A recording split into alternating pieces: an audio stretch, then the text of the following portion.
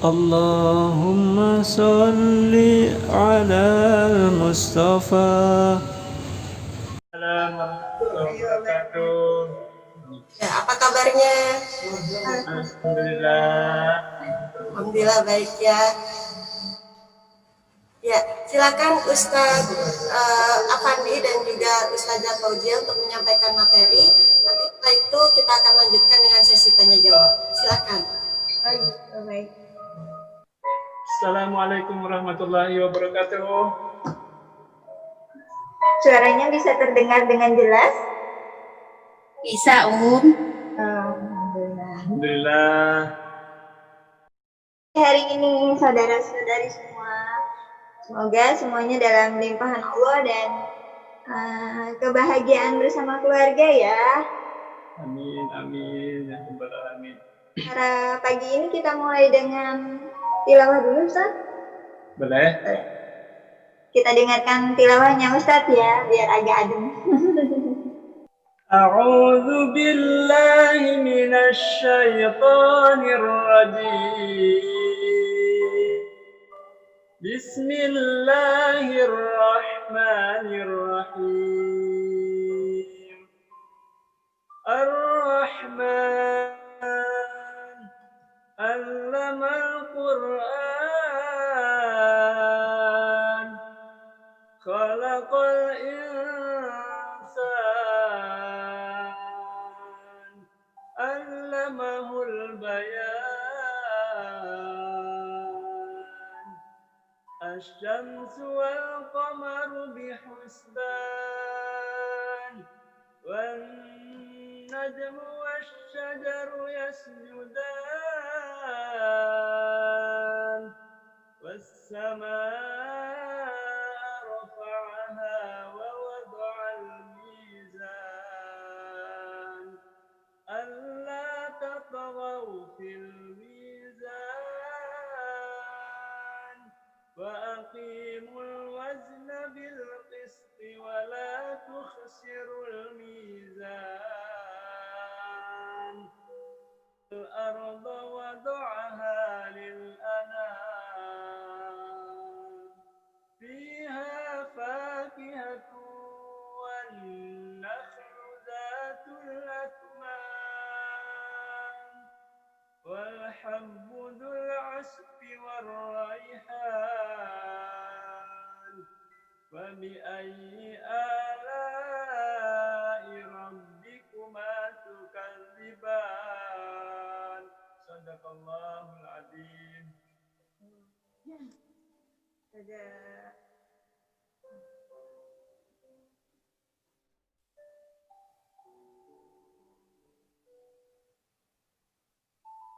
Baik, jazakumullah khair Ustaz sudah bertilawah. Suara saya jelas atau terlalu kecil?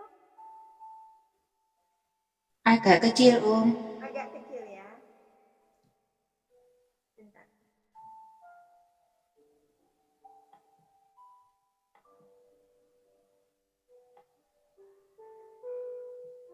Cukup? Tes. Tes cukup?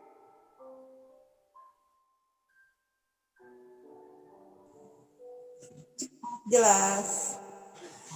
Jelas. Alhamdulillah.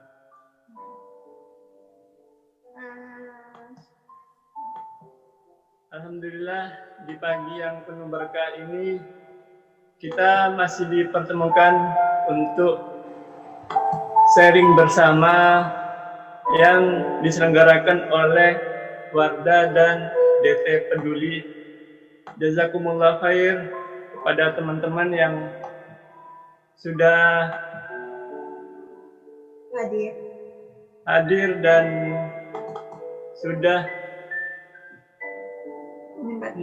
menyempatkan diri dan dimulai dari tadi pagi tuh ternyata nih. Ada sharing Wardah dulu baru bersama kita gitu. Jadi seperti bulan sebelumnya ini masuk sesi 2 ya, Mbak? Ya, sesi lanjutan. Dengan tema yang sama tapi insya Allah isi ada yang isi penyegaran. Andai aku tidak menikah dengannya. Saya mau bertanya dong sama semua yang ikut di Zoom hari ini. Boleh di kolom chat ya. Status saat ini tuh sedang single atau sudah menikah? Boleh diketikkan.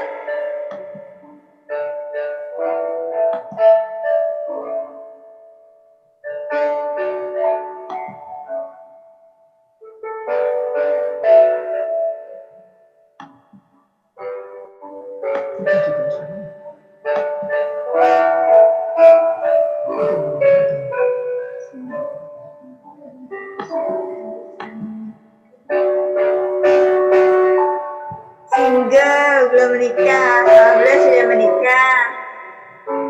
Alhamdulillah belum. Belum menikah. Oh, banyak juga yang sudah menikah dan belum ya. Ini lebih ramai daripada bulan sebelumnya, Mi. Iya, alhamdulillah. Masih banyak juga Bi yang jomblo fisabilillah, masya Allah. Insya Allah setelah ini nih Allah hadirkan pasangan yang terbaik. dan memuliakan. Insya Allah.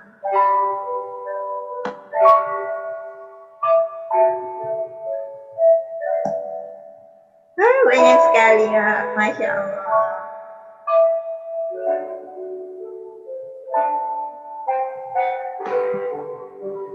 Judul andai aku tidak menikah dengannya.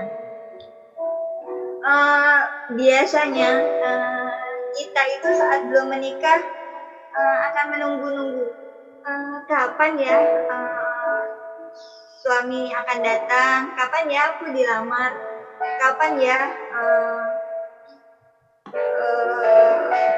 pinangan itu datang, kapan ya hari pernikahanku. Ada nggak yang nunggu-nunggu gitu? Ada nggak yang nunggu-nunggu gitu? Mbak Nur Halifah, raise hand. Semoga Allah hantarkan pasangan terbaik ya Mbak Nur Halifah. Yang paling penting buat kita adalah pasangan yang memuliakan kita. Amin. Kebanyakan orang akan berpikir bahwa setelah menikah hidupku akan sempurna denganmu.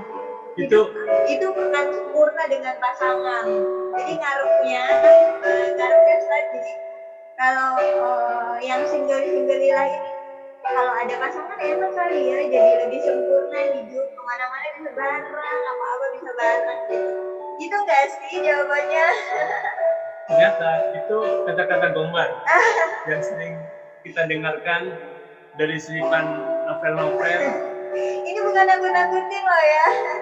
Ini bukan nakut-nakutin. Setelah menikah hidupku akan sempurna. Benar, memang menikah adalah bagian dari memenuhi separuh din, memenuhi separuh agama. Tapi kenyataannya ketika kita menikah, kita akan menemui berbagai macam keadaan yang belum pernah kita jumpai sebelumnya, sampai akhirnya ada deh kalimat orang-orang yang baru menikah atau setelah menikah itu, andai aku tidak menikah dengannya, atau ada perasaan kenapa juga harus nikah sama bla bla bla gitu. Yang belum nikah jangan takut duluan ya.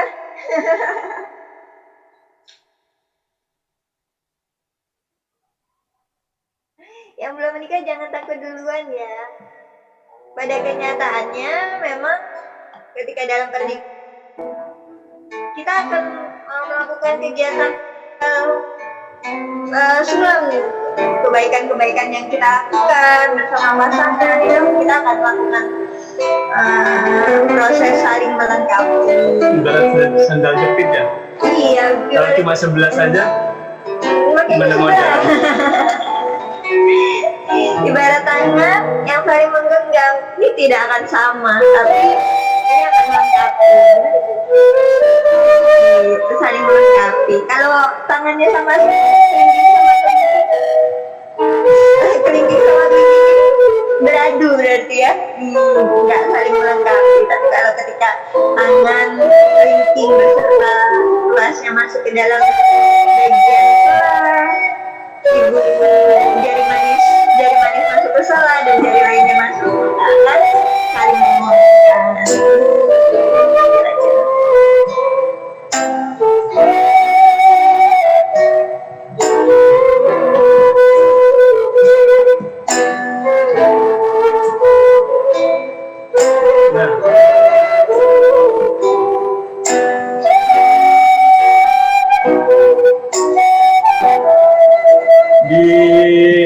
pernikahan mulai yang pertama.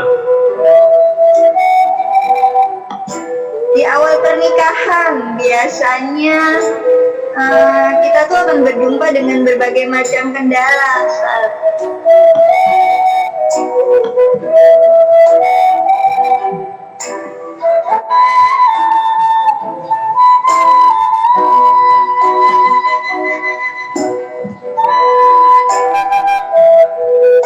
Yang pertama, belum punya kebiasaan dengan nama panggilan baru. Biasanya manggilnya apa nih? Biasanya kalau yang lagi ta'aruf, yang memulai pernikahan dengan ta'aruf mungkin akan bingung. Ya apa ya? Mau manggil Umi Abi? Mau manggil Mas atau Kak? Masih gitu. Masih gitu. Apalagi biasanya ngekos, tidurnya sama teman kos. Terus nengok kanan. Kok nggak mau juga? Ngerasain gitu juga nggak sih yang ibu-ibu atau bapak-bapak yang sudah menikah?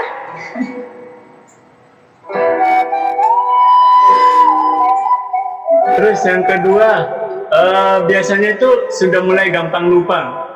Iya, soalnya kan waktu awal pernikahan itu biasanya kan kita sibuk mikirin acara pernikahannya gimana, persiapan pernikahan, gaun pengantin. Begitu masuk ke bagian pernikahan, setelah selesai akad, setelah selesai resepsi, iya, langsung ngeblank karena kecapean sebelumnya. Yang ketiga, siap menjawab pertanyaan sudah hamil atau belum? Baru juga menikah ya langsung sudah hamil atau belum gitu. Sudah siap belum? Ini hal-hal yang biasa terjadi di awal pernikahan ya, alhamdulillah. Jadi bisa disiap-siapin nih. Oh iya ya, nanti akan mengalami hal ini ya begitu ketemu pangerannya gitu. Kerap berkelahi serta berbaikan. Bener gak nih ibu-ibu yang udah nikah? Suaranya masih kecil.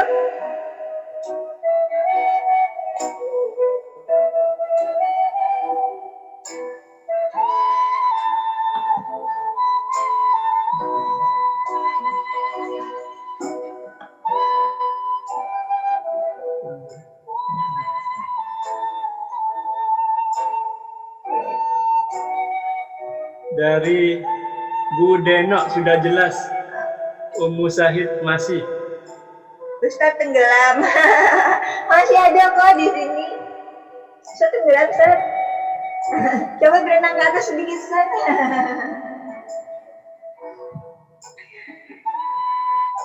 Kerap berkelahi serta berbaikan. Benar nggak nih ibu-ibu yang sudah menikah?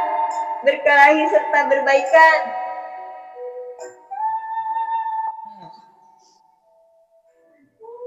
Iya dulu, awal-awal pernikahan ya Bu Dian biasanya ya. Hari kedua sudah berat.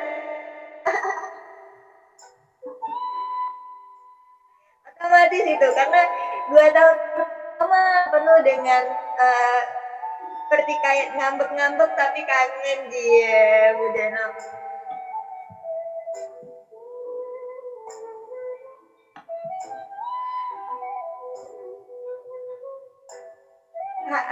Poin yang kelima, hubungan dengan mertua ya, yang selamanya yang biasanya belum ada mertua, biasanya masih apa-apa orang tua atau apa-apa teman. Ini di awal pernikahan kita harus memulai hubungan dengan mertua. Agak bingung sih, selain memulai hubungan sama anaknya, memulai hubungan sama orang tuanya juga. Aduh, kayak mama nggak sih?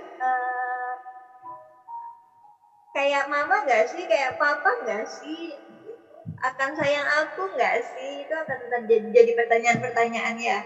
Karena pernikahan bukan hanya di antara 2 insan, tapi ada 2 keluarga. 2 keluarga yang bergabung menjadi satu dan kita harus nyemplung tuh di dalamnya, nggak bisa eksklusif. Ngumpet aja di rumah nggak bisa. Dengan sama-sama kebiasaan yang berbeda. Poin yang keenam, Ustaz. Yang keenam, rindu rumah. Rindu rumah atau rindu kosan. Aduh, begitu nikah langsung misalnya dibawa ke kontrakan, atau misalnya tinggal di rumah orang tua salah satunya. Nah, itu kan akan menimbulkan kerinduan tersendiri sama rumah. Kok di sini ya, kok di aku kan biasanya gini gitu. Kangen bantal. Kangen itu Umi. Itu Umi. Saya sampai sekarang masih suka kangen bantal. Tapi sekarang bantalnya udah beda. Bantal yang di rumah ini yang dikangenin. Poin 7, Ustaz. Jadi lebih punya kebiasaan pada hubungan intim. Maaf nih ya, agak vulgar nih ya. Agak terbuka ya. Biasanya suami-suami baru itu lagi giat-giatnya, dan pasangan-pasangan perempuan baru itu yang agak-agak gitu. Aku harus gini gitu. Aku harus lakukannya. Malu ketahuan nggak bisa masak. Oh, nggak apa-apa, nanti ada poinnya tuh. Lanjut ke sama 8. kok siapa yang nggak bisa masak nih, pasangannya Rain Bayang. Itu nggak bisa masak nih. Misalnya masak air panas. Oh, aku juga gitu kok. Sama telur ceplok. Yang ke-8 nih, temukan kebiasaan pasangan yang awalnya tidak disadari. Kebiasaan pasangan yang awalnya tidak biasa disadari, misalnya tiba-tiba gantolin baju di atas pintu kamar, tiba-tiba ileran, tiba-tiba ternyata suka ucap-ucap mata. Sarung bantal harus yang warna hijau. Nah, begitu juga kan ketahuan tuh ya.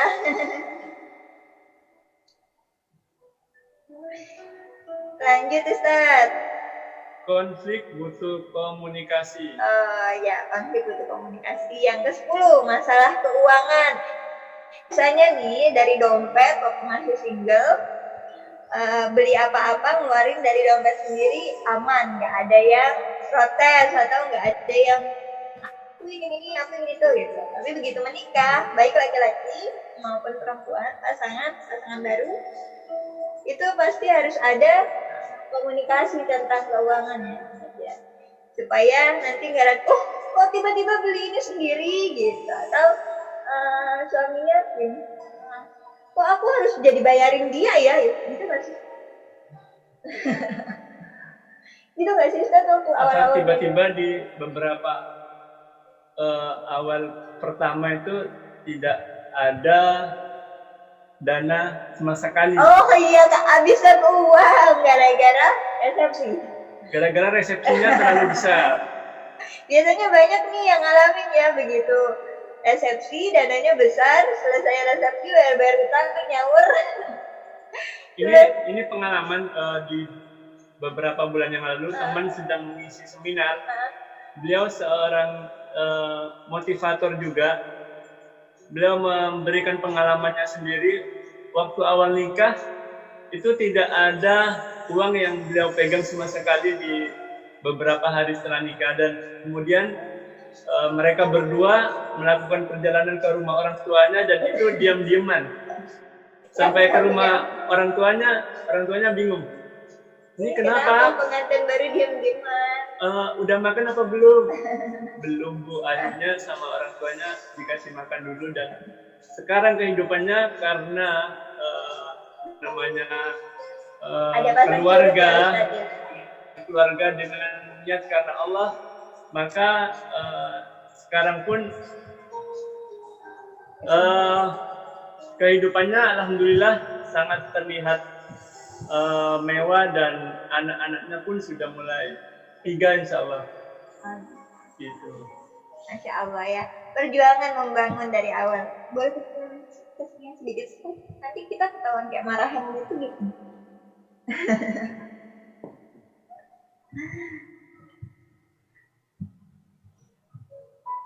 Terus yang ke-11. yang 11, bukanlah membatasi pertemanan. Oh, jadi biasanya kalau baru nikah, kok dia malah sibuk sama temannya ya? Kok dia masih sibuk sama temannya ya, bukan sama aku, bukan sama pasangannya. Itu sering terjadi perasaan-perasaan seperti itu. Ini mewakili nggak sih sama ibu-ibu yang sudah nikah? Poin-poinnya supaya nanti buat yang single nih bisa prepare, oh ternyata itu ya yang terjadi ya, bukan pas nikah aku asik-asik aja, justru jajan mie pangsit berdua. Oke, jajan mie pangsit berdua kalau pas suami ada ya. Keluarga besar, nah tadi seperti yang sudah kita sebutkan ya, keluarga besar akan jadi sesuatu yang something baru yang perlu kita pertimbangkan. Yang ke-13, keturunan. Di awal pernikahan bisa jadi penyebab lelahnya melakukan menjalani pernikahan di awal-awal. Ditanyain, kapan sih dapat keturunan gitu. Padahal baru juga nikah seminggu, baru juga nikah sebulan gitu. Terus sudah ditanya-tanya seperti itu. Berbagi pekerjaan rumah. Nah, ini biasanya nih untuk pasangan baru yang belum paham bahwa bukan pasangan baru aja sih, pasangan yang sudah bertahun-tahun juga perlu memahami bahwa memasak bukan hanya pekerjaan seorang istri, memberi sesuatu hal yang berkaitan dengan keberadaan rumah bukan hanya soal suami, tapi kita saling mendukung, berbagi pekerjaan. Suami ikut cuci piring, istri ikut menjemur, seperti itu. Seperti yang dilakukan oleh Nabi Muhammad membantu istrinya untuk memeras susu, membantu menjahit. Masya Allah. Ali juga membantu Fatimah ya, Ustaz ya. Jadi harus saling berbagi, jangan cuma suami datang minta bikinin teh, susu, atau istrinya nggak mau bikinin minuman. Kalau saya sih alhamdulillah Ustaz minumnya air putih jadi gampang, sedia gelas. Gitu. Obsesif di tahun pertama pernikahan, jadi berasa maunya barengan aja sama pasangan, padahal pasangan juga punya kebutuhan sama keluarga, sama teman, pekerjaan. Itu perlu dipahami. Kebersihan pribadi ini yang biasanya sebelumnya misalnya nggak serumah tiba-tiba shock ya, ternyata odolnya dipenyet-penyet sama pasangan gitu, atau sabunnya dibentuk jadi bergelombang, sedangkan yang lainnya iya aku nggak suka, aku sukanya bentuk sabun yang utuh gitu. Itu bisa jadi problem tuh ya. Dia bocoran. Mempunyai jadwal baru yang tadinya bangun tidur megang handphone, mungkin saat menikah komunikasi dulu, bangun tidur ngelihat ternyata orang lain yang bersama gitu. Yang seperti filmnya Ketika Cinta Bertasbih, ketika bangun tidur diajak sholat. Ada kebiasaan-kebiasaan baru, memiliki keharusan sosial baru, kayak berteman sama teman-temannya pasangan, suami berteman sama memahami pertemanan istri dengan teman-temannya, istri juga memahami pertemanan suami dengan teman-temannya. Suami bukan punya kita sendiri dan istri bukan punya suami sendiri. Berbagi keharusan sosial. Berkelahi dengan pasangan, berantem gitu. Lempar panci, lempar. Lempar panci. Enggak, jangan lempar panci ya. Poin 20 Ustaz. Lebih kerap di rumah daripada hangout. Yang biasanya mungkin suka nongkrong waktu sebelum nikah. Jalan-jalan di mall. Di mall atau lagi di air shopping. terjun atau Di gunung. Jadi lebih banyak waktunya untuk di rumah.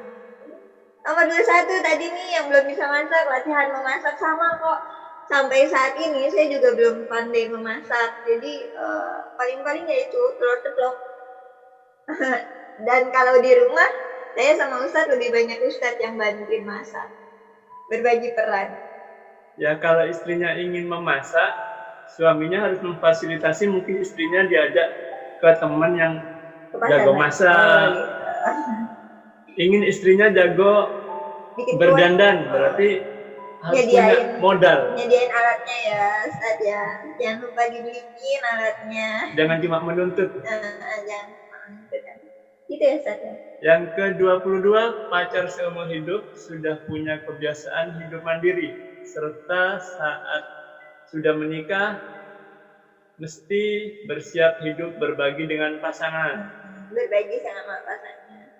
Yang poin 23, berinvestasi untuk masa depan. Jadi udah nggak cuma buat beli tiket bioskop aja atau jajan-jajan di pinggir jalan, tapi sudah mulai mikirin tabungan masa depan untuk calon anak, untuk kebutuhan rumah tangga lainnya. Yang terakhir, menikah bikin kamu mempunyai maksud jangka panjang ke depan. Baik itu rumah, pendidikan anak-anak, mobil baru, serta lain sebagainya. Jadi ada pandangan hidup baru. Itu untuk problem-problem yang terjadi di awal pernikahan. Aku langsung dibawa ke sekarang, jadi nggak ada teman. Jadi punya teman baru ya, Bun Nitra ya. Jadi senyum-senyum ingat awal pernikahan, bener pisan seperti itu. Oh iya, Masya Allah. Ya memang, dan ini yang terjadi di awal pernikahan. Dan kadang dari ke-24 poin ini bisa bikin yaitu pertengkaran dan baikan lagi, pertengkaran dan baikan lagi. Atau bahkan mungkin ada keinginan untuk pulang ke rumah orang tua, seperti kisahnya teman Ustadz tadi. Harus sabar-sabar di awal pernikahan. Ini masalah yang terjadi di awal pernikahan 5 tahun pertama. Sedangkan masalah yang terjadi di 5 tahun kedua yang bikin kita males banget. Jadi kenapa juga sih harus nikah? Kenapa juga sih harus nikah? Yang tadinya awalnya waktu masih single, aku pengen banget nikah. Siapa ya yang mau ngelamar aku ya? Giliran nikah, aku kok jadi kayak gini sih gitu. Nah itu tadi permasalahan 5 tahun di awal. Sedangkan ini adalah permasalahan yang terjadi di 5 tahun kedua.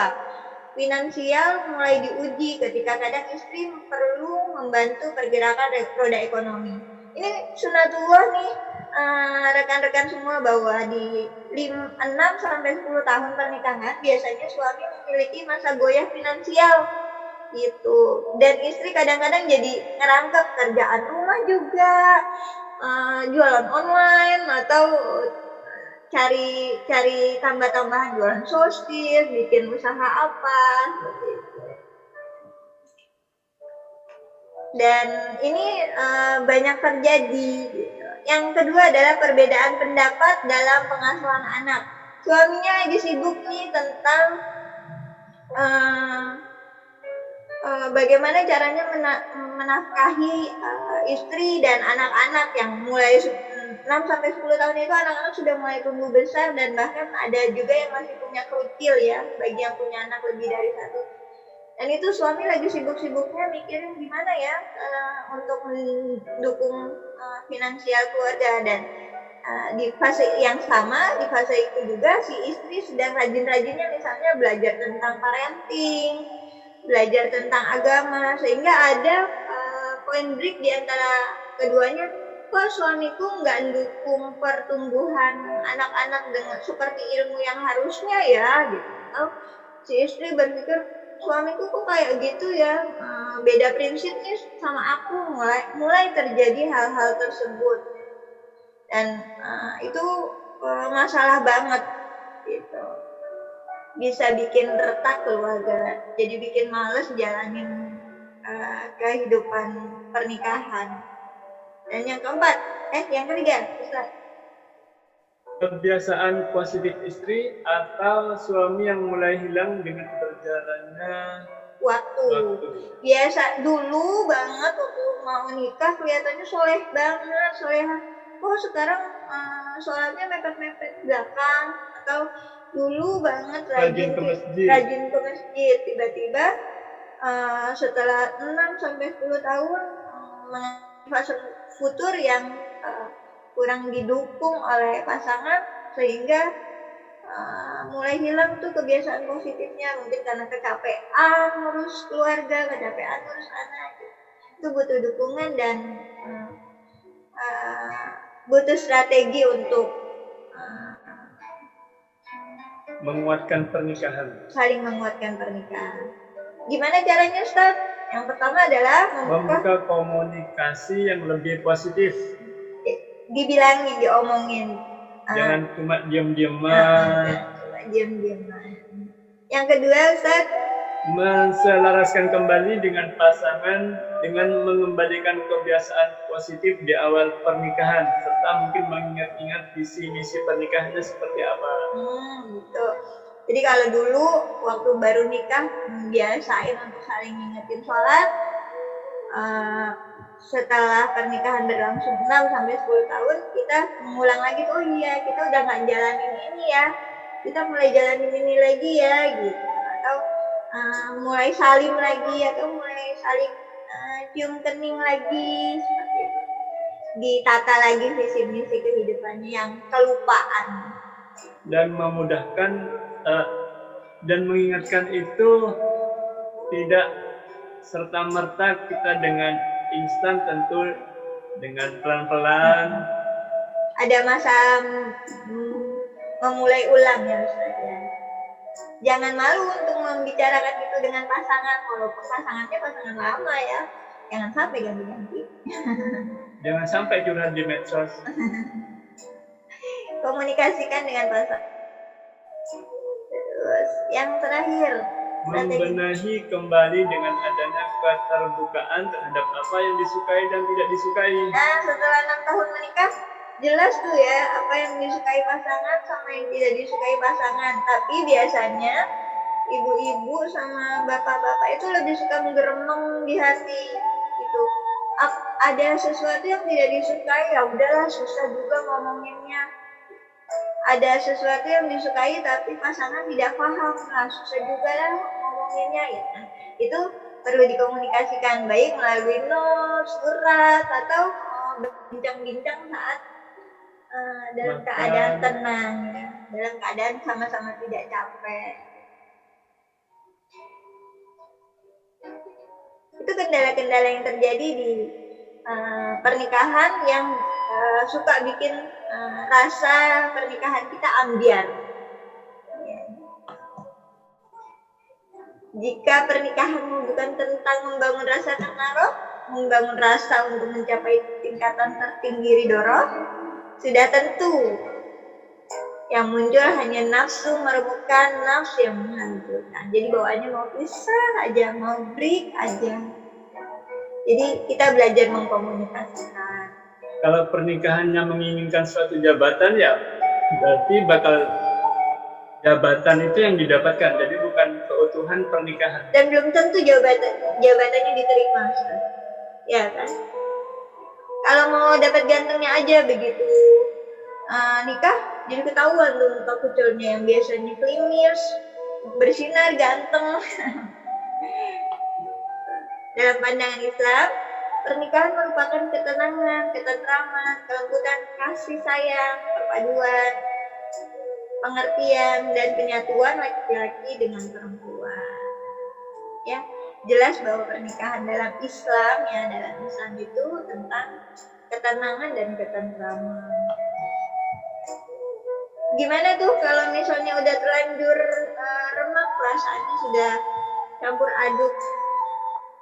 Jadi melakukan kembalinya agar mendapatkan keberkahan hingga menuju surga kelak tetap bersama.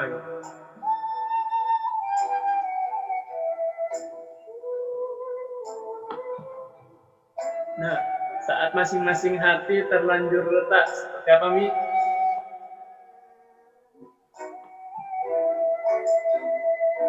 Menakjubkan sungguh urusan orang-orang beriman. Segala perkaranya adalah kebaikan dan itu tidak terjadi kecuali orang yang beriman. Jika ia mendapat nikmat, maka ia bersyukur dan kesyukuran itu baik baginya. Jika ditimpa musibah, dia bersabar dan itu juga baik baginya. Hadis riwayat Abu Daud dan Tirmidzi. Jadi menjalani pernikahan ya seperti itu, memang ada kalanya kita tarik ulur, harus bersabar, harus menata diri lagi. Dan perlu kita ketahui bahwa laki-laki dengan perempuan memiliki fitrah yang berbeda yang perlu saling dipahami ya Ustaz ya. Kalau karakter laki-laki sukanya berpikir objektif dalam menilai, kemudian lebih sering bertindak daripada berkata-kata. Kalau lagi ada masalah nih, tiba-tiba suami melakukan sesuatu gitu. Kok dia nggak ngomong-ngomong dulu ya? Gerak salah, nggak gerak salah juga. Dan hanya bisa fokus pada satu hal dalam satu waktu. Nah ini yang sering banget terjadi ketika kok dia nggak mau ngerti ya. Udah aku panggil dia nggak nengok, sudah aku tanyain kok dia malah diem aja, otaknya lagi hang. Laki-laki atau suami kita cuma bisa berpikir satu problem pada satu keadaan, makanya mereka kadang suka menyendiri atau nyari tempat hening buat mecahin masalahnya, satu-satu diurutin sama otaknya. Laki-laki di bagian belahan otaknya itu karena dia memang tipis ya bagiannya, ada di bagian otak, harus ditepok harus dikasih tahu, harus ditatap matanya benar-benar, ngajak ngomong baru mereka paham. Tapi kalau misalnya sambil ibu sambil nyapu atau kakak sambil nyapu terus ngajak ngomong suaminya lagi megang handphone atau suaminya lagi megang notebook, alamat mereka nggak bisa dengar. Aku udah ngomong capek-capek tapi dia nggak dengerin. Kita seringnya ngomong gitu, padahal emang kalimatnya nggak nyampe ke otaknya, bukan mereka nggak mau dengerin gitu. Butuh waktu memproses pikiran dan perasaan. Jadi memang laki-laki lebih lambat untuk memproses pemikiran dan perasaannya, tapi dengan proses yang pelan-pelan itu mereka memiliki keputusan biasanya lebih matang. Ketika perempuan sudah keburu pakai perasaan, sudah buru-buru bertindak, laki-laki masih berpikir pertimbangannya banyak, A, B apa C ya gitu. Tapi insya Allah Allah anugerahi laki-laki kematangan dalam pengambilan keputusan dan berpikir. Wanita dianugerahi kedetailan dan pas, sedangkan laki-laki enggak.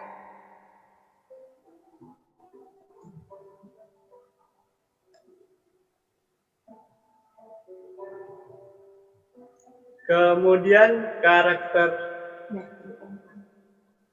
suami terbaik itu seperti apa sih, Ustaz? Suami terbaik seperti hadis Nabi, sebaik-baiknya kalian adalah orang yang paling baik kepada keluarganya. Aku sendiri adalah orang yang paling baik kepada keluargaku, kata Nabi Muhammad. Seperti itu.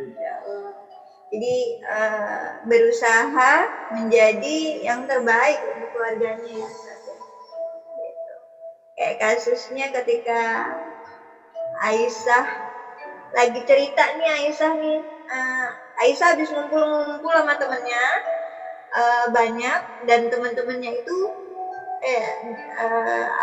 bercerita tentang suami-suaminya. Jadi ada sekitar 11 atau 12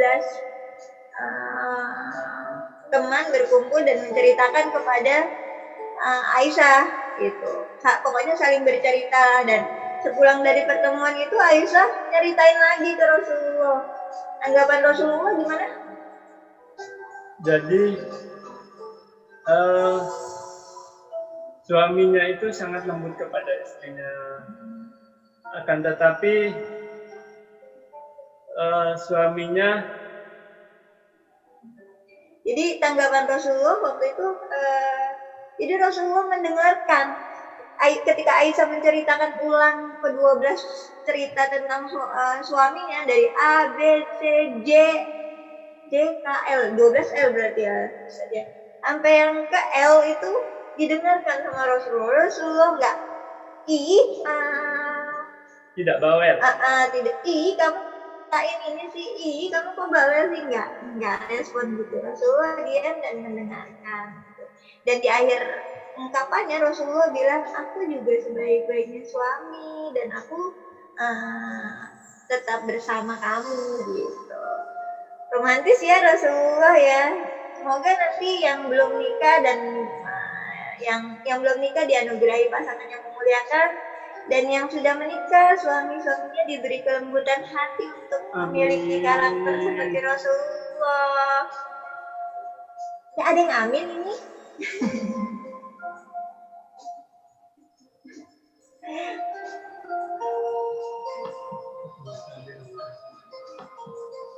Dan istri terbaik jika seorang wanita menunaikan sholat 5 waktu, berpuasa di bulan Ramadan, menjaga kemaluannya, dan mentaati suaminya, niscaya ia akan dikatakan padanya, masuklah ke dalam surga dari pintu manapun. Ini hadis riwayat Ahmad gitu. Jadi ketika misalnya saya pribadi pasti punya masalah sama Ustadz.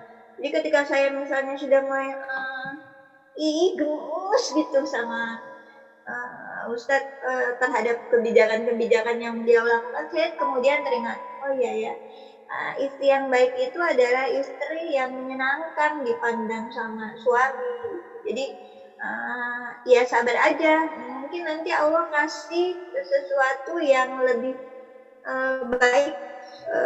Sabar aja, nanti Allah pasti ubah keadaannya tidak seperti yang kita takutkan. Dan kenyataannya ketika saya belajar taat, belajar memahami apa-apa yang suami sampaikan, apa-apa yang suami putuskan, itu selalu saja kehadiran keajaiban itu hadir, dan jatuhnya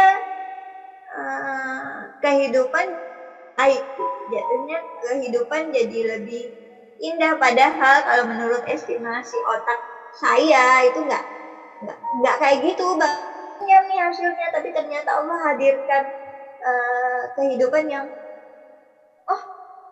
di luar dari estimasi kita sebagai seorang perempuan. Masya Allahnya gitu. Ini hadisnya buat para suami, mungkin kalau ada para bapak-bapak bisa nih dibuat ngebujuk istri kalau mungkin istrinya lagi agak belok, mungkin katanya mau masuk surga dari pintu mana saja. Itu biasanya Ustadz ngelakuin itu kalau saya lagi ngambek. Oh, Umi bisa ngambek juga ya? Ya iyalah, saya kan perempuan biasa. Pasti ada time ngambeknya, minta mie pangsit ngambek gitu ya. Atau minta beliin kitchen set ngambek kayak biasanya Ustadz bujuknya gitu. Ketika misalnya saya sudah mulai kendor jadi istri yang mukanya nggak manis gitu, menurut Ustadz itu Ustadz akan bilang, jadi kami mau pilih surga mana ajanya. Oh iya, potensi ini tidak bisa dan tidak dihadirkan ketika kita nggak jadi istri gitu. Dan masuk ke dalam surga dari pintu mana aja itu bisa diraih dengan kita taat dan menyenangkan buat suami. Maka insya Allah yang ikut di ruangan Zoom pada pagi hari ini, pagi yang ceria ini, insya Allah adalah istri-istri yang solihah ya. Amin. Istri-istri yang bagaimanapun suaminya berada, tetap support dan berusaha untuk memberikan yang terbaik kepada suami. Pasti suami-suami seneng nih kalau tiba-tiba istrinya bikin mereka tiba-tiba seneng. Kenapa ini Umi ya? Gitu. Sirine hubungan yang tidak boleh diabaikan. Sering banget kita perempuan atau laki-laki masing-masing dari kita itu berharap pasangan bisa memahami tapi kitanya nggak menyampaikan. Ketika misalnya ibu kurang suka sama telur ceplok, terus suami doyannya sama telur ceplok, terus kita nggak ngabarin, aku mau telur dadar aja gitu, dan suami enjoy aja bikin telur ceplok terus panjang time. Nah itu hal kecil tapi berbuntut panjang. Oh dia kok nggak paham ya, aku kan padahal udah minggir-minggirin nih telur ceploknya gitu. Atau aku kan padahal udah ngasih muka nggak enak, kok dia nggak ngerti ya gitu. Pasangan kita bukan peramal hati jadi mereka nggak bisa baca hati kita harus komunikasikan itu, pelan-pelan dikomunikasikan di saat yang nyaman. Yang kedua adalah mendengarkan omongan orang lain, minim filter gitu. Jadi stop dengerin kalimat-kalimat orang yang tidak ahli, tidak punya kapasitas di bidang itu, stop didengarkan. Jadi mereka mau komen apa aja, terserah kamu deh, terserah kalian deh gitu. Yang terbaik adalah kita mendukung pasangan, dan kalau memang ada sesuatu yang harus dikomunikasikan, pastikan komunikasinya dengan orang-orang yang ahli. Jadi nggak terlalu pusing tuh hidup kita mikirin kalimat-kalimat nggak jelas. Gitu. Yang ketiga adalah enggan memberi pujian. Bentar-bentar kita perlu nih ngasih, misalnya pasangan kita kelihatan kucel, capek. Kalimat yang terlontar dari mulut kita tuh jadi, Abi ya pulang kerja kok kucel banget, jangan gitu. Tapi lebih ke, Masya Allah perjuangan Abi sampai banyak keringat gini. Coba kita tes, terakhir kali memberikan pujian kapan? Terakhir kali memberikan yang sudah menikah kapan ya?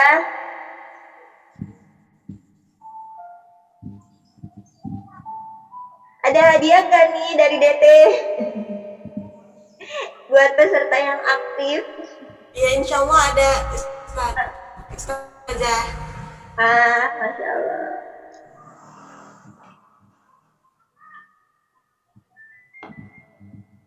Kapan terakhir memberikan pujian ke pasangan? Bagi yang sudah menikah ini ya. Yang belum menikah, muji-muji yang belum halal belum boleh ya. Loh, kok pakai kayaknya? 2 hari yang lalu kayaknya, kata Umadena. Ini ada Bu Ayu, pagi tadi sudah muji, alhamdulillah. Bikin pujian apa tuh Bu Ayu? Saya belum, jadi belum ada, ditunggu ya Mbak Nur Khalifah, nanti persiapin kata-kata pujiannya. Jadi kalau misalnya pasangan kelihatan kucel atau capek, jangan malah kok kamu jelek sih, bau keringat gitu. Yang ada tambah tersinggung. Masya Allah, habis berjuang ya dari luar rumah. Masya Allah, ketika misalnya kayak Abi, kayak Ustadz pulang kerja, ngeliat saya kucel banget nih di rumah, habis ngurus anak-anak. Yang beliau sampaikan ke saya itu bukan, kok Umi nggak cantik sih, Abi pulang kerja bukannya Umi dandan, enggak gitu. Yang Abi sampaikan, kerap kali Ustadz sampaikan gini ke saya, Masya Allah, pasti Umi udah capek banget ngurus anak-anak. Dan dia pulang kerja nih dalam keadaan sangat capek. Itu naruh tas beliau, boro-boro ambil minum, langsung ambil anak yang terakhir, dia gendong atau dia tepukin, terus ngajarin ngaji yang tengah, biasanya gitu. Jadi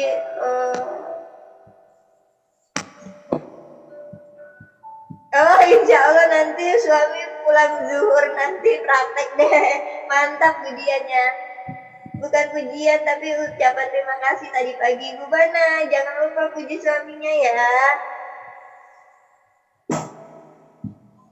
kemarin masuk sholat Jumat bilang Abi tumben lebih ganteng dari anaknya. Jangan pakai bilang tumben, Abi kok ganteng sih gitu. Masya Allah ya, Abi ganteng banget mau berangkat sholat Jumat.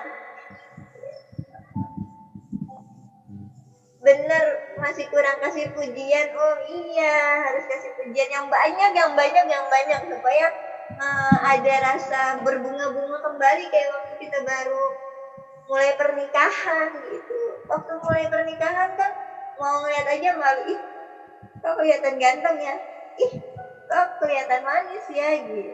Masa? Enggak. Enggak.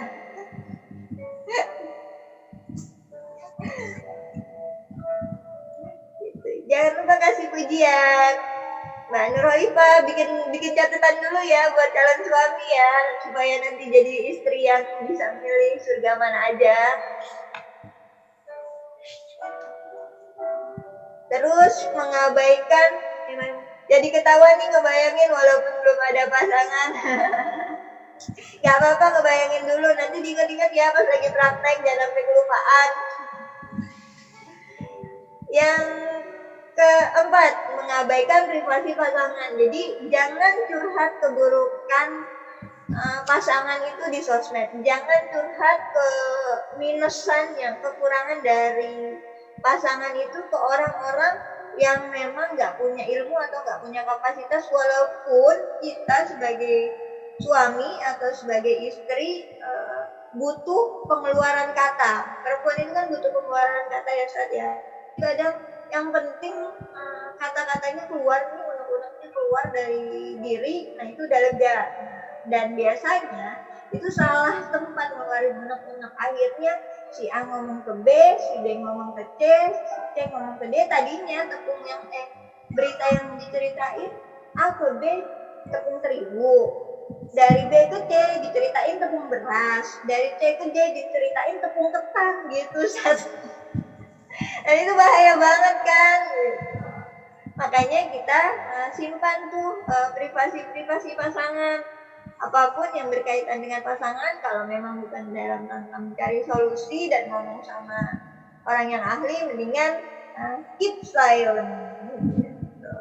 Simpan, taruh di diary aja kalau nggak tahan. Curhatnya di depan sejadah saja. Oh, curhatnya sama sajadah. Sajadah penuh curhatan ya. Apalagi kalau curhat di sejadahnya malam.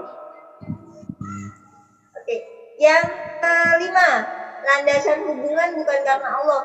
Pengen punya suami yang ganteng, pengen punya suami petugas kebersihan itu biar rumahnya rapi ya. Pengen punya suami yang jabatannya tinggi, pengen punya suami yang bawa mobil Velfire gitu ya. Tiba-tiba Misalnya bangkrut. Tiba-tiba perusahaannya bangkrut. Tiba-tiba suaminya nggak ganteng gara-gara ileran. Ambiar semuanya jadi pernikahannya. Landasin pernikahan kita selalu karena Allah. Hubungannya selalu karena Allah. Tidak saling bersedia belajar. Jadi cuma mau nikah aja, nggak mau saling memahami. Suami sukanya teh, kita sukanya susu coklat. Itu nggak ya?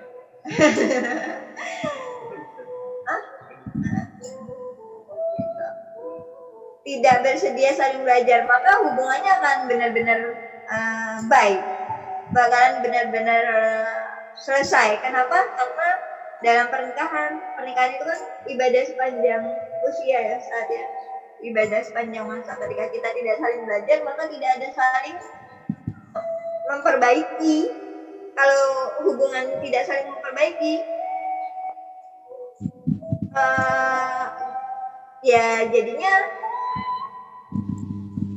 terjadi perpisahan, dan terjadi hal-hal yang tidak nyaman. Oke, sampai di poin ini ya, boleh dibuka tanya jawab nih, Ibu admin. Ya, Masya Allah ya, banyak sekali inspirasi dan juga ilmu yang bermanfaat yang disampaikan oleh Ustazah Fauzia dan juga Ustadz Afandi tadi. Dan ini sangat antusias nih para peserta mengikuti dan menyimak kajian kali ini.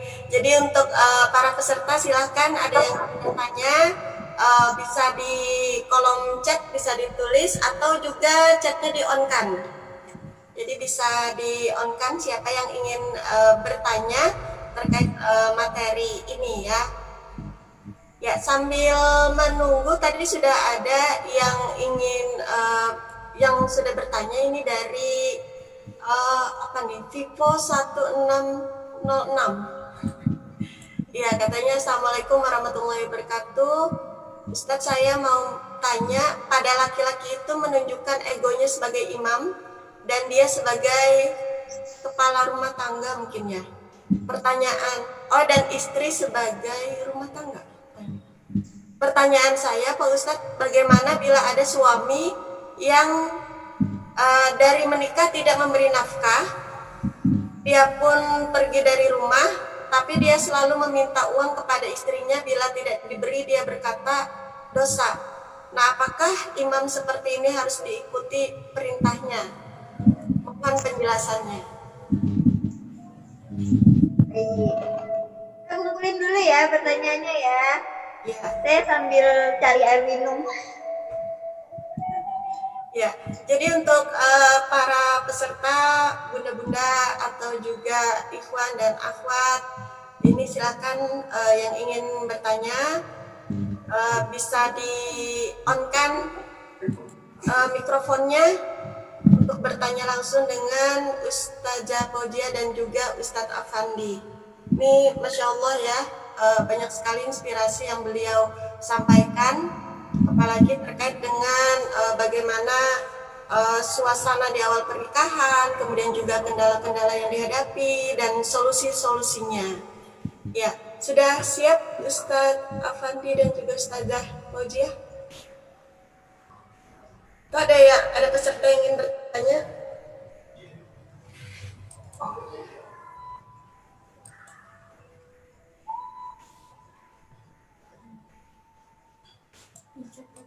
Izin mau bertanya, Umi.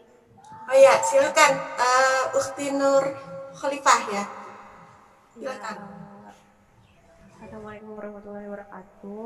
Waalaikumsalam warahmatullahi wabarakatuh. Terima kasih kepada Ustazah dan Ustadz yang telah menyampaikan materi pada pagi hari ini. Saya mau izin bertanya karena saya mungkin belum menikah, jadi saya di sini ingin bertanya seputar hal persiapan nih, sedikit tipsnya. Terus juga tadi kan ada poin ya tentang curhat itu tidak boleh dengan sahabat atau orang lain kayak gitu. Kalau misalnya kita punya kebiasaan nih Umi untuk curhat dengan orang-orang terdekat, nah kalau misalnya sudah terjadi seperti itu, gimana cara untuk mengatasinya ya kalau jadi permasalahan? Terima kasih. Ya, terima kasih untuk Ukhti Nur Khalifah tadi atas pertanyaannya. Silakan Ustadz dan Ustazah.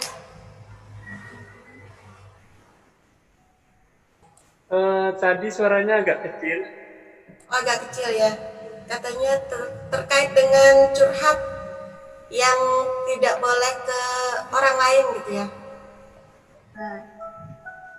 Baik, saya izin nomor 1 tadi ya tentang nafkah ya oleh ibu, kayak sepertinya pertanyaan dari seorang ibu. Ibu Vivo 16. Namanya siapa sih? Ibu tentang nafkah, tentang suami yang tidak memberi nafkah ya. Jadi disebutkan dalam surat An-Nisa ayat 34, kaum laki-laki itu adalah pemimpin bagi laki-laki, bagi perempuan, dan Allah melebihkan bagi mereka atas wanita gitu. Dan ada kewajiban di ayat tersebut bahwa suami yang memberi nafkah ke istri, bukan istri yang memiliki kewajiban menafkahi suami gitu. Tapi kalau memang keadaannya suami bukan malas, suami memang dalam keadaan kejepit, bukan dalam artian suami malas bekerja atau malas mencari nafkah ya, bukan cuma numpang hidup aja, itu istri perlu membantu.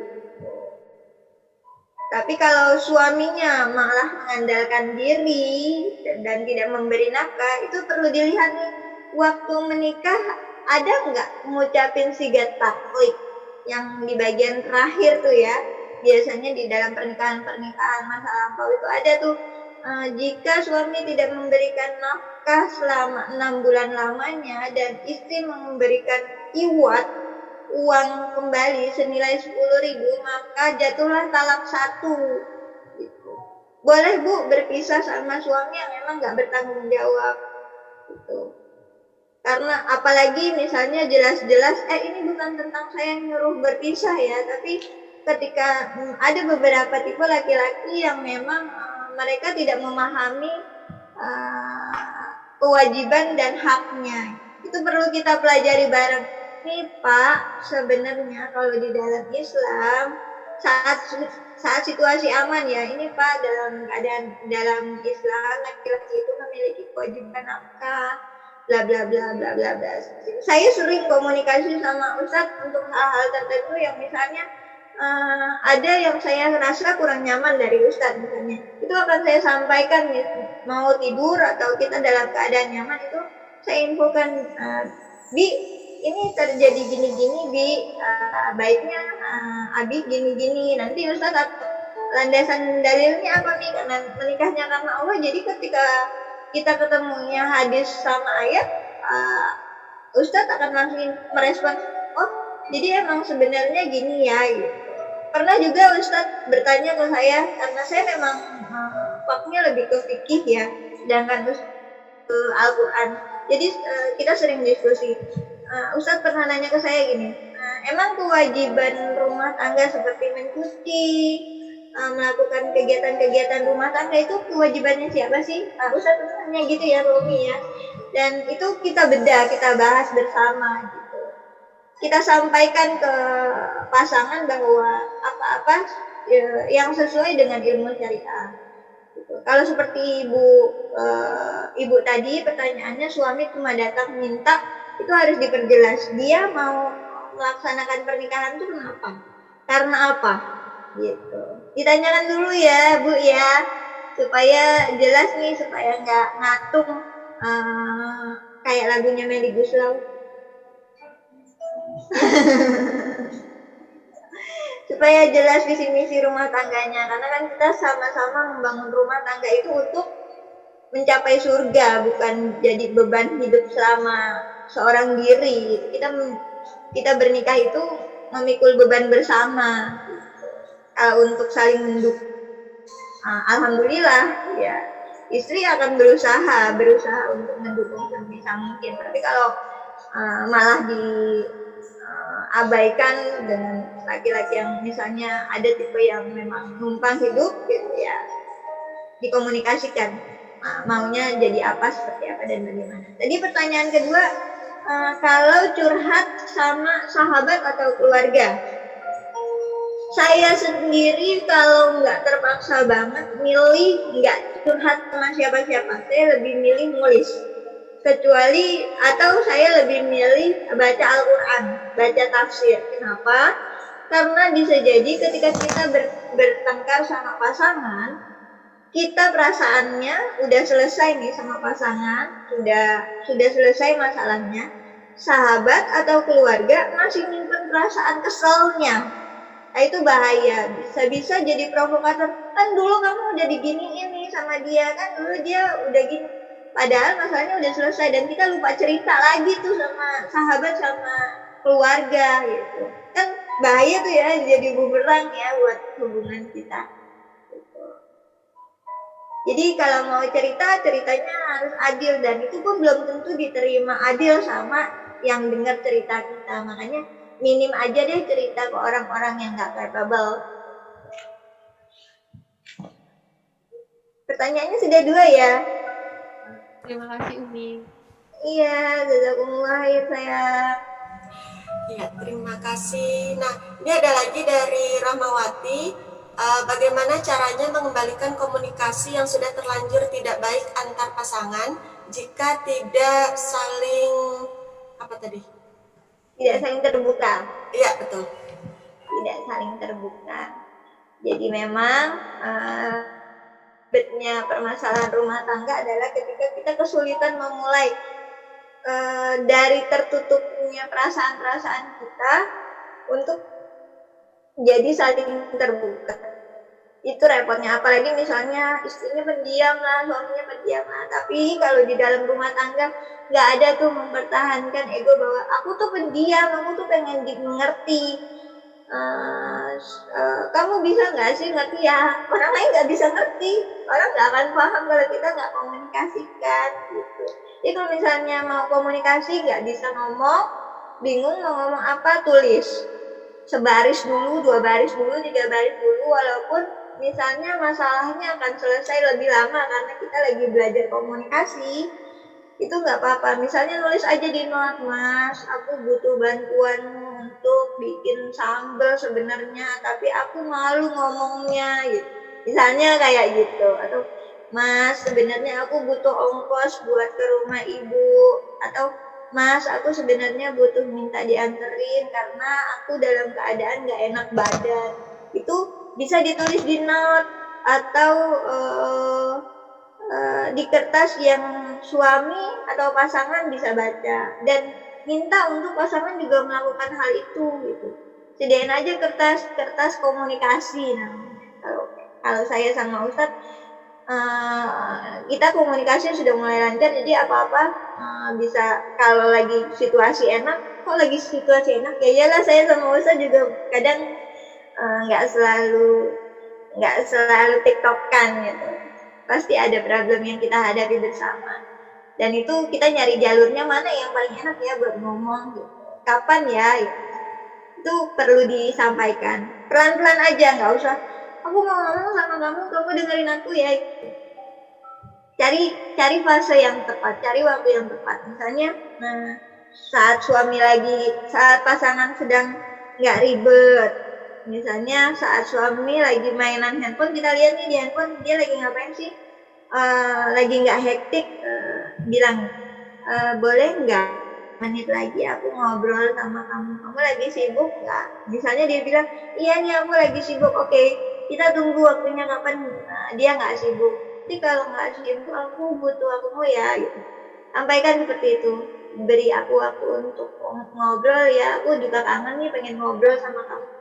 Malu sih ngomong gini, aku kangen ngobrol sama kamu. Emang biasanya untuk orang yang nggak biasa, nggak pede, apa nih harus ngomong kayak gitu? Ya iya harus kayak gitu sama pasangan. Beneran kangen kan pengen ngobrol-ngobrol kayak waktu zamannya baru nikah misalnya. Ustadz mau nambahin, silakan. Ini karena sama-sama karakternya laki-laki, saya coba. Jadi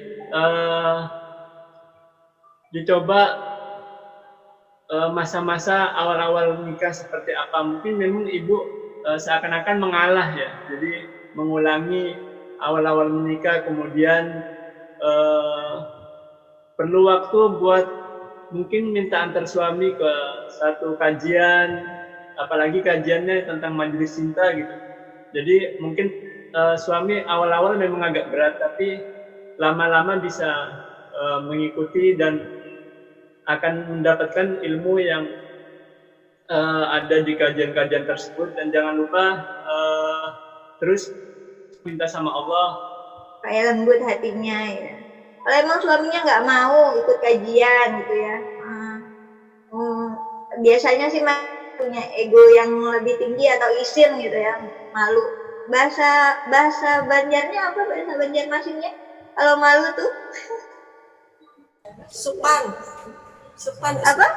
Supan ya. Kalau di Jawa kan isin ya.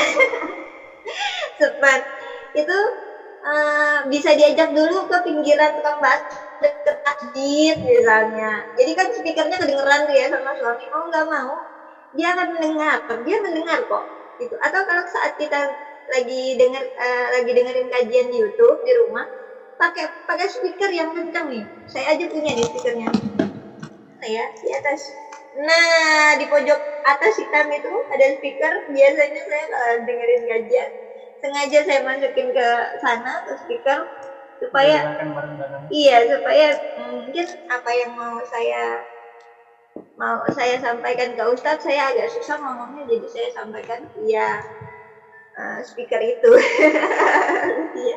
Ya, kita pinta kepada pemilik hati, yaitu Allah Subhanahu wa Ta'ala. Selalu minta sama Allah, ya Allah lembutkan hati beliau, ya Allah lembutkan hati beliau. Seperti yang dilakukan oleh banyak mukminah di zaman sahabiyah. Terjadi juga kok di beberapa sahabiah ketika mereka bermasalah dengan suaminya itu.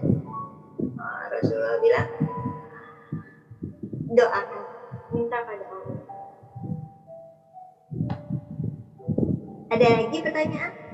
Apa boleh kita mengharap seorang kita melalui doa yang kita panjatkan? Boleh. Allah mendengar orang yang berdoa, tapi kita nggak boleh ngarep banget, nggak boleh nyalain misalnya, aku kan udah doa, tapi kok Allah nggak kasih ke aku sih? Berarti kalau doanya belum diijabah, berarti bisa jadi dia bukan pasangan yang terbaik untuk kita. Allah nggak mau kita patah hati saat sudah penuh hatinya. Kan kalau pernikahan itu kan kita penuh ya hati kita untuk berkhidmat kepada pasangan. Allah nggak mau kita patah hati lebih dalam.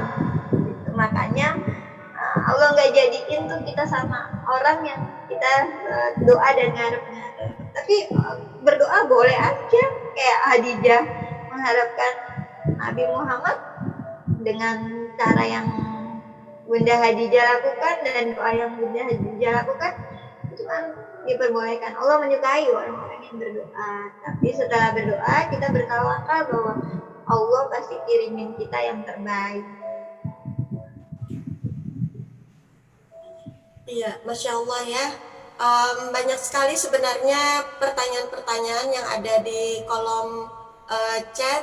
Namun karena keterbatasan waktu, Ustazah, ya kita memohon maaf kepada para peserta untuk ya tidak sempat ya menyampaikan atau menjawab pertanyaan-pertanyaan dari mereka. Nah, mungkin Ustadz Afandi dan juga Ustazah Fauziah ada closing statement. Saya izin menjawab satu ya, ini mewakili para singgelilah pertanyaannya ya. Tentang cara memilih pasangan hidup yang baik menurut Islam. Jadi pilih orang yang salih. Bagaimanapun orang yang salih itu akan memuliakan kita. Kalau mereka nggak suka sama karakter kita, mereka akan ingat Allah bahwa ini yang Allah anugerahkan ke kita. Gitu. Kalau orang salih atau salihah itu akan selalu mengembalikannya ke Allah. Allah kasih beliau ini karena Allah tahu beliau ini akan jadi hal yang terbaik untuk kehidupan kita, untuk saat kita kembali menuju surga ya Mbak Maimunah ya. Jadi pasti sandarkan tentang kesolihan, sandarkan segala sesuatunya karena Allah. Pilih yang seperti itu ya. Gitu. Ganteng, cantik itu bisa dibuat. Ini Ustaz aja saya kasih make up kok. Kalau Ustaz lagi tidur terus saya kasih pemutih wajah gitu. Saya ngerasa ini kok Ustaz banyak komedonya ya. Jadi saya unyel-unyel mukanya saat Ustaz tidur sampai komedonya keluar semua gitu. Ganteng, cantik bisa kita atur, insya Allah. Nanti juga kalau sudah rumah tangga, pasangan kita sendiri ya kelihatannya paling ganteng dan paling cantik, insya Allah. Closing statementnya,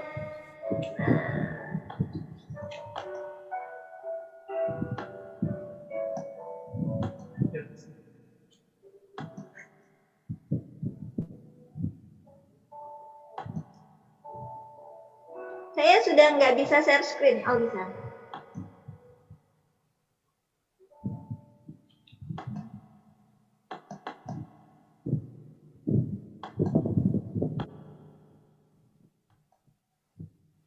Nah ini dia, menjalani setiap peran lillah itu pasti ada tantangannya. Tugas seorang mukmin, kita seorang mukmin adalah menggapai keridhaan terbaik Allah termasuk perjalanan menjaga tonggak mahligai pernikahan. Dan insya Allah Ustadz akan tutup dengan doa ya, agar apa-apa yang kita capai hari ini, apa-apa yang kita peroleh hari ini memperoleh berkah dari Allah Subhanahu wa Ta'ala. Allahumma shalli ala Muhammad wa ala ali Muhammad. Ya Wadud, aghnina bihalalika an haramik wa bi ta'atik an mu'tiyatik wa bi fadlika amman siwak. Ya Allah yang Maha Pencipta, cukupkan kami dengan halal-Mu agar kami terjauh dari haram. Ya Allah, cukupkan kami dengan menaati-Mu, jauhi kami dari bermaksiat kepadamu. Cukupkan kami dengan anugerah-Mu, bukan dari yang selain-Mu. Rabbana hablana min azwajina qurrata a'yun waj'alna lil muttaqina imama. Sallallahu ala Muhammad wa ali Muhammad. Amin amin ya rabbal alamin. Amin amin ya rabbal alamin. Mungkin itu saja dari kami. Kurang lebihnya kami mohon maaf. Billahi taufik wal hidayah. Wassalamualaikum warahmatullahi wabarakatuh. Waalaikumsalam warahmatullahi wabarakatuh. Jazakumullah khairan katsiran kepada Ustadzah Fauzia dan juga Ustadzah Fandi sudah berbagi ilmu yang sangat bermanfaat dengan kita semua pada hari ini. Sebelum kita mengakhiri kajian ini, kita ada sesi foto bersama. Jadi silakan untuk para peserta dibuka videonya supaya kelihatan wajahnya ya. Oke, baik, silakan dibuka videonya. Ya, satu, ya belum. Sudah.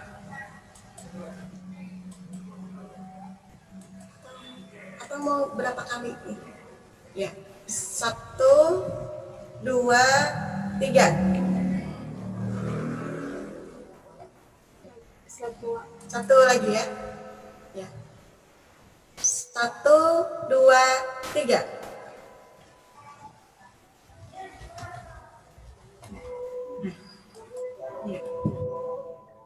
Ya, terima kasih kepada para peserta dan juga pemateri kajian pada hari ini. Alhamdulillah sudah selesai kajian online kita. Insya Allah ilmu yang kita dapatkan ini penuh berkah dan semoga kita dapat amalkan dalam kehidupan kita sehari-hari dan juga dapat meningkatkan keimanan kita semua. Dan jangan lupa kajian online ini akan diselenggarakan secara rutin sampai bulan Desember 2020 nanti. Jangan lupa subscribe channel kami, semoga bermanfaat.